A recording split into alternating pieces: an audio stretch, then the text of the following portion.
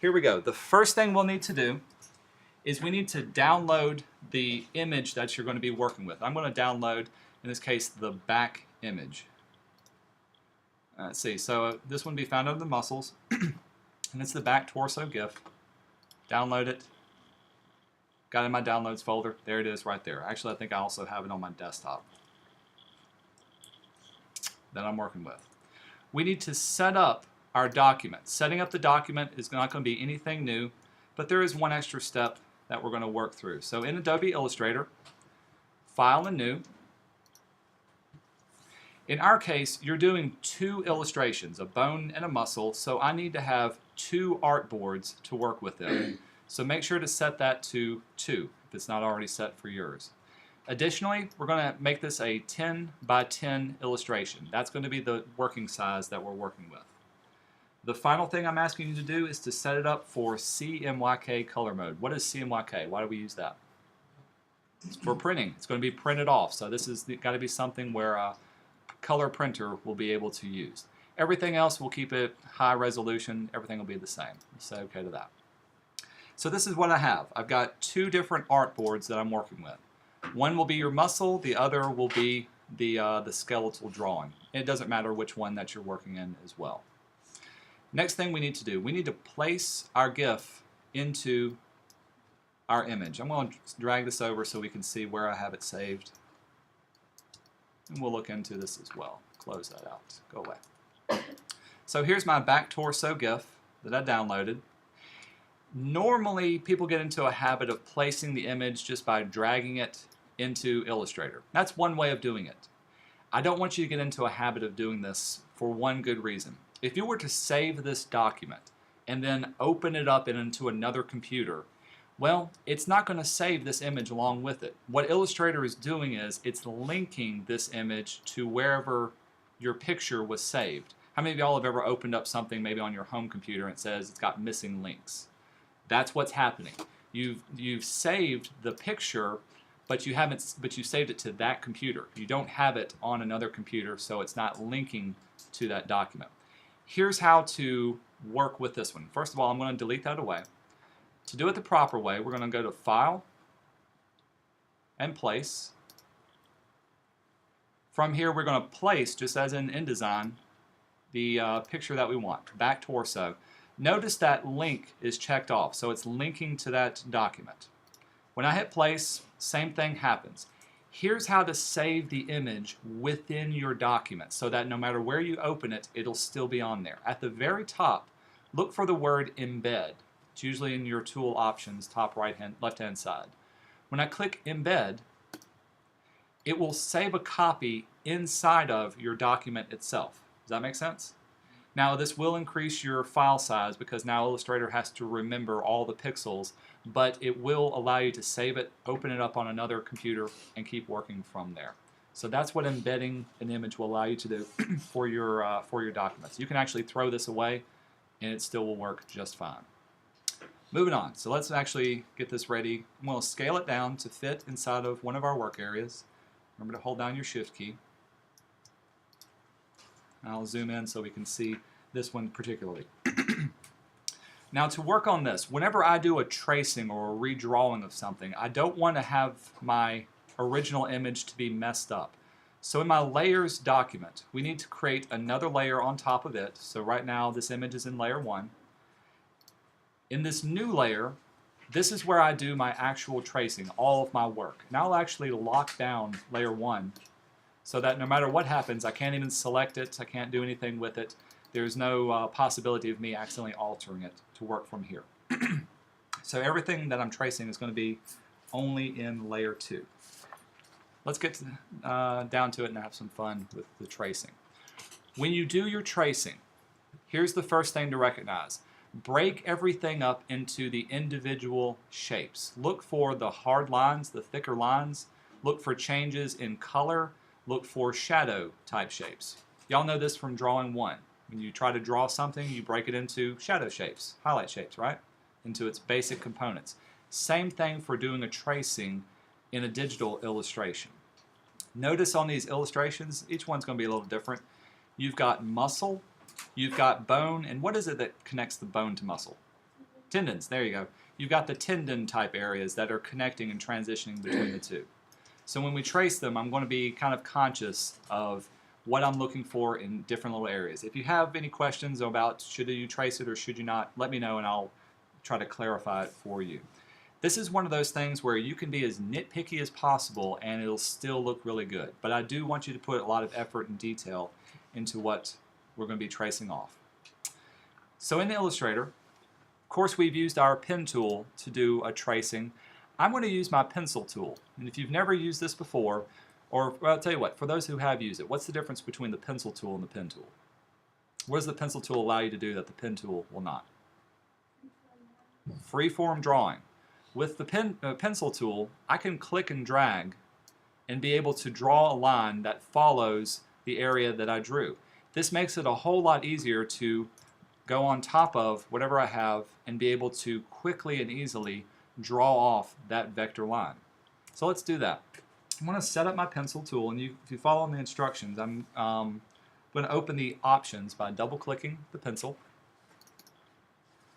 Pencil tool options.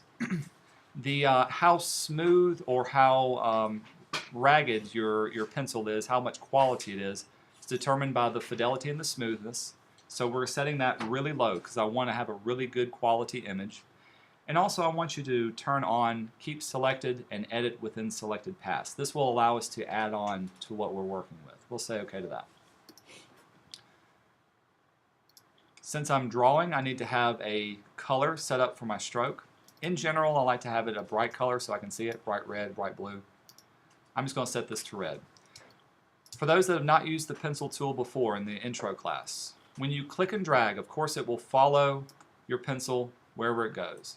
As long as I move away from it, I can keep drawing individual lines. If I stop, if I let up on my mouse, and then I start drawing again, well, it's going to start drawing another line. However, if you put your mouse close to the ending point and then continue to draw, it picks up that line and connects to it. That's the basics that you got to remember when drawing with the pencil tool. Click and drag and it will add on to the line. If you move away too far and start drawing, it won't add on to it, it'll just make a new line that you're working with. All cool? Have I lost everybody? Alright. Let's get rid of that and actually draw off stuff. So now I'm just going to use the pencil tool to trace out the muscular areas and the bone areas. I'm going to go quickly. I've actually got all these done, so you won't have to watch me do the whole thing. But I know this is one muscle shape. I'm back to my starting point, and there it is. Another thing, when you draw with your pencil tool, if I was to draw a solid shape and stop it there, notice that there's a gap in between it. It's not a solid. I've got to be able to join those two endpoints together. To join two endpoints, you can go to Object, under Path, and there's Join. Notice Command J is your keyboard shortcut. There it is, closed off. Now it's one solid type image. Got to do the same thing for this one. So Command J. Now it's one solid object. Do the same thing for the other muscle groups. Click and drag over. I am going to overlap these just a little bit. You'll see why in just a second. Command J, and I've joined up that one little spot over at the end. Same way for down here. Click and drag.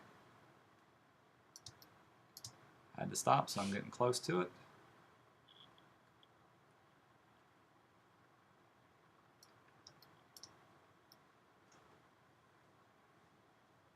If you do get off, Command J, remember you can always use your white arrow, the direct selection tool, to select the points and move it back into place to clean up your image that you're working with.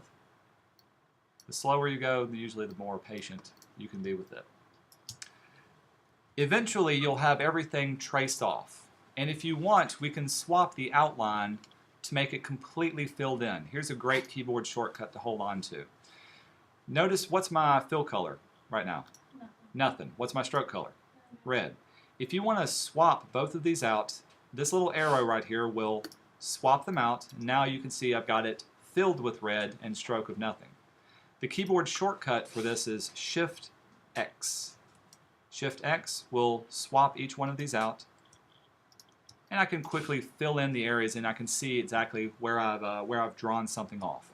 The main thing to remember is you want to draw a complete shape. So if I was to use my pencil tool now and start drawing this bone shape, I wouldn't want to just stop right here. I've got a line, but if I was to Shift X and try to fill it in, notice that it's not filling in this area. It's only connecting between the starting point and ending points. And we'll fill that in as well. Command J, oops, shift it, and now that's a solid shape that I'm working with. I'm not going to make you watch me do the entire thing, but here's what it should look like once you've finished up. It'll be something along this area. I'll turn these off just so we can see everything else. All of my shapes have been drawn off. I've given it a different color for the bones just to kind of make it clear what a bone should look like, what a tendon should look like. But all of my muscle shapes are one solid color, and I can click on the individual objects to work with. So very simple, very easy. All you're doing is tracing over the image and filling it in with whatever you have to work with. Now comes the fun part of actually colorizing it and giving it some depth and some shadows to do this. The first thing we need to do is to create colors, and this is part 3 on the instructions that I gave you. I've given you the CMYK values, the color values for bone and for muscle tissue. Usually it's good to have 5 varieties, so let's quickly create these 5 different color swatches. I've got my swatches palette pulled up.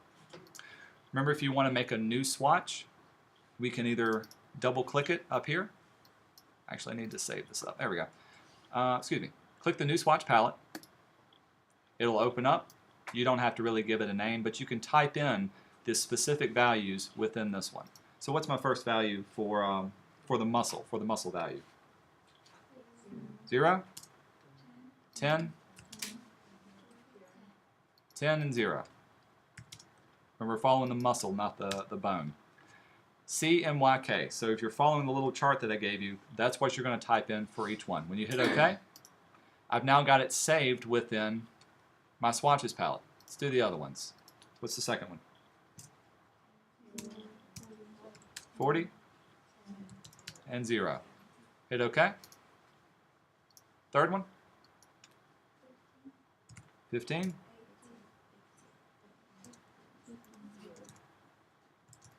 0. Y'all can speak up. It's okay. Fourth one.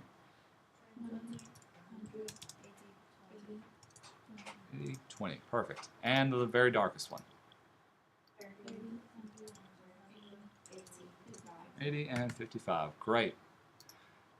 So check out my swatches. I've got 5 different values of very light pink, middle grade pinks, and very dark pink or dark reds to work with for these different color swatches. If I wanted to start coloring them in, I can choose these and get different variations within these colors. So now it'll give you some contrast from one area to the next area. I want you to take it a step further. We're actually going to add some gradation to these colors. Remember, a gradient goes from one color to the next, and to do this, it'll give it a little bit more depth and it'll give you a little bit more contrast. And we're going to use these swatches that I created. I went ahead and saved them as their individual little color palettes to work from. We're going to pull open our swatches palette because we'll be using this one. I'm going to select an area. So let's work on this particular muscle right here. To change something to a gradient swatch, right now it's just one solid color. At the very bottom of your toolbox, notice the little gradient icon. Click on it. By default, it's black to white. Y'all know this from the intro class. To change up a color from black to white or to customize it, open your gradient palette. You can double click the swatch, and here are our swatches that we're working from. So I can change it now to these lighter colors or darker colors of pink and red. So this one will go from, say, a mid-tone pink to a darker tone pink. And now this is what's going to apply to there. Once you create a gradient swatch, you can actually save these as well. In your swatches palette, just create a new swatch, and now I've got that one that I can reuse and load up. If I wanted one to be darker, let's make it a gradient. Maybe instead of this one, going from a mid-tone, it'll go from a darker tone all the way to black. Double click, and it opens up from there. I can save the swatch. And I can go through each of my muscle groups and recolorize, adding gradients to it. So this one, if I had it chosen, instantly darker. This one, maybe a little bit lighter. This one would be a pink. I made a light colored pink, light colored for this one. So the fourth step that we're doing, you've colorized it, you've made the colors, you've added the different areas to this one. It should, once you add the gradients to each of them, look something like this. Here's our fourth thing. So here's all of the muscles, all of the bones, and I've added gradient swatches on top of it. You've done a simple tracing, you've done a simple gradient overlay for each one of those. Nothing new that you haven't done before. If you want to customize it even further, remember you have a gradient tool you can work with. The gradient tool looks like a little gradient, allows you to change the direction, change the position of them. So if I wanted this one to start off light at the bottom and get darker, if I wanted one to gradually transition into the other, go the other way. For instance, like that, this will allow you to give a little bit more customization. That's where the gradient tool really comes in handy. But you can see, it pops out, right? You've got a lot more contrast between one area and the next area. The last thing we got to do is to add the small details to what we're working on. What I recommend for you to do is to move whatever you're drawing off of whatever you're tracing. So I want to be able to see the grays drawing, and I want to be able to see your drawing side by side. Here's why we're going to do that. I'm going to start adding shadow areas and highlight areas to my bones and to my muscles. To add the shadows, we're going to use the pen tool again, or the pencil tool. Got my pencil tool loaded up. I'm going to look at my drawing and try to find the shaped outline of just a darker area. So this area right here, I can tell it's definitely in shadow. Clicking and dragging over this little area. This is where you can start adding lots of little details. Maybe it gets up and down. You're training your artistic eye to see the differences in value between one area and the next. Shift X, we'll swap it out. Let's do the same thing for this muscle area up here. Maybe it goes up, down, back to there. Swap it out.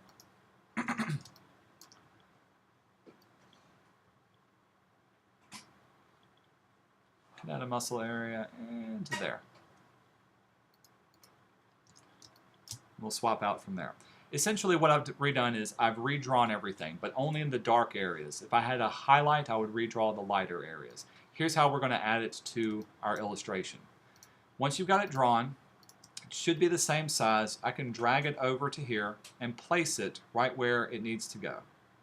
I can see that's been resized. Let's see if I can get it placed. Perfect. Right there, right into this particular area. It doesn't look like much, but we're going to change the blending mode of each little area to allow the darker colors to show through. Remember the blending mode. What palette should it be opened in? Layers? Transparency. In Photoshop, it's on the layers. I know exactly what you're thinking. In Illustrator, open your transparency palette. Here's where you can see it to be normal. If it's a shadow, change your transparency mode to multiply. Now it becomes a lot darker. Now it's a shadowed area. Same way for this one, down to multiply. This will multiply, in general, makes things darker. It multiplies those two values together to give you that darker type color. You can change up the value. If I wanted this to be even darker, I want it to be a really dark, deep shadow, well, change up whatever fill color you had. If I had a darker solid color, it would look as dark as this. You can also adjust the opacity to give you a little bit more control over what you're working with. Same thing works for the highlighted areas. For instance, in the bone down here, this area is a lot lighter than what I've drawn off previously. So I need to draw off a highlight area. In this case, I'll just go quickly. Getting that general shape. We'll fill it in this case, with a lighter type form. Place it where it should go. say right about there. Oop, wasn't working in the right layer. There we go. Slightly lighter. Where multiply turns something darker, the screen mode or the blending mode screen will make something lighter. So with this, now I've got a lighter color that's showing on top of here. So the first thing you're doing, you're looking for the overall massive shapes, the shapes of the bones, the shapes of the muscles. You're adding the gradations of color, then you're going back and looking for the shapes of the shadows and the highlights within that particular drawing. Have I lost everybody? All good? Okay. Once you've added all the shadows, this is what you should be left with. In this case, I've added shadow shapes to each side of the muscles. I've added shadows. You can see this is all one object to this side of the bones and the entire structure. Some are using multiply. In this case, I'm using screen to give myself excuse me, more of a highlighted type look. It's starting to come together. That looks pretty real by itself, right? Good illustration to work with. The last bit of details that I want you to add to your illustration is the little striations found specifically in the muscles. You can add to your illustration as well using the pencil tool. You've got the pencil tool.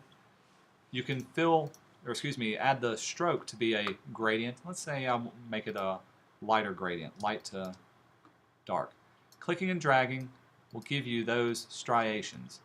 I'm going to deselect each one. Obviously that's a little thick. Let's make it a little thinner. This is where you kind of slow down, starting adding little variations. That may be too light for what I was working with. Let's make it a little bit darker. Much better.